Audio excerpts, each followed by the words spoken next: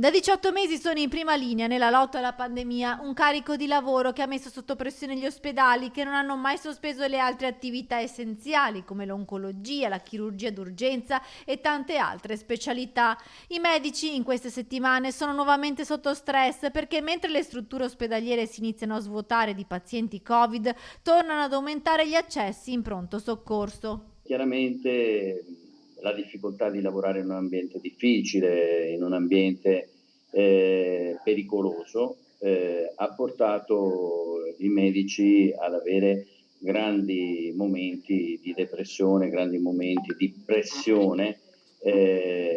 oltre alla fatica fisica, soprattutto la necessità di mantenere la concentrazione mentale. Questo ha provocato in molti colleghi, in molti di noi, ma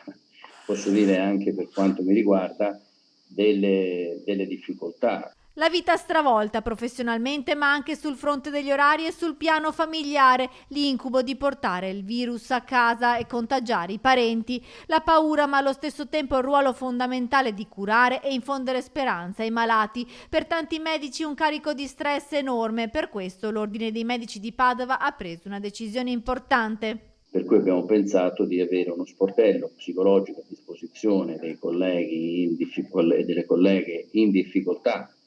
in modo da ricentrare la visione di sé, ecco, che, ripeto, non è una malattia, cioè quello non è uno sportello per alterazioni mentali, è proprio perché è stato un periodo di grossi conflitti interiori, di grossi contrasti tra quello che dovevi fare e la tua collocazione nel mondo, anche la perdita dei ritmi della vita per questi turni continui. Lo sportello sarà un punto di ascolto per i medici che di fatto stanno ancora combattendo una battaglia ancora non vinta contro il virus.